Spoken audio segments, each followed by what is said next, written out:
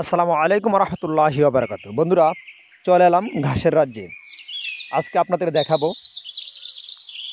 ঘাসের রাজ্য ঘুরে ঘুরে। আপনারা দেখতে পাচ্ছেন ভিডিওতে, জলাকে জলা, বিশাল জলা জুড়ে কিন্তু ঘাসের বসবাস। আসলে আমারও মাঝে মধ্যে মন চায়, বা যারা এখানে আসে মনে হয় যে গরু ছাগলকে ঘাস না খাইয়ে নিজে ঘাস খায়।